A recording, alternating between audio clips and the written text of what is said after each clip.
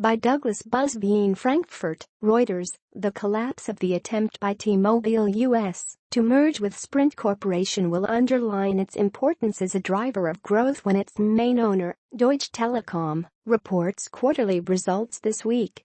T-Mobile, under charismatic CEO John Legere, keeps hitting home runs, already reporting it that added 1.3 million net customers in the third quarter, the 18th time in a row it has achieved the feat.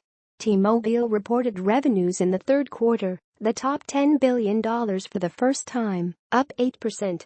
The picture for Deutsche Telekom Group on Thursday is likely to be different, with analysts on average forecasting group revenues of £18.4 billion euros, £16.36 billion, a year-on-year gain of just 1.6%.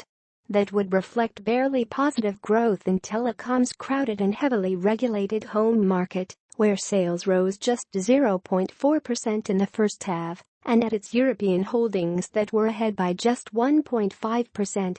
Deutsche Telekom, which has toyed with options for its U.S. business for years, put a brave face on the unraveling of the deal on Saturday night, saying T-Mobile would continue its successful growth strategy.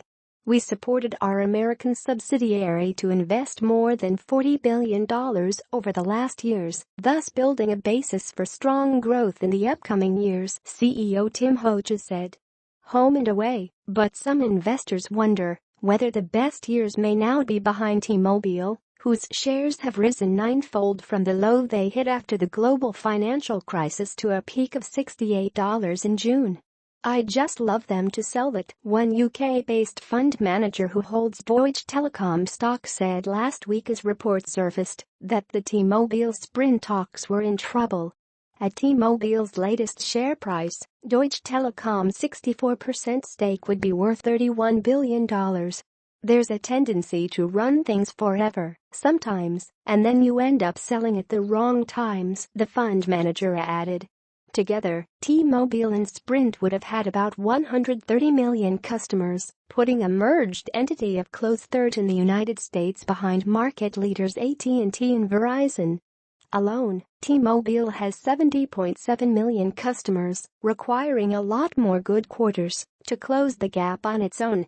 Lacking sufficient scale and running a mobile-first strategy, T-Mobile may face challenges if Sprint, controlled by Japan's SoftBank Group, revives its efforts to hook up with a U.S. cable firm, according to a top 10 telecom shareholder.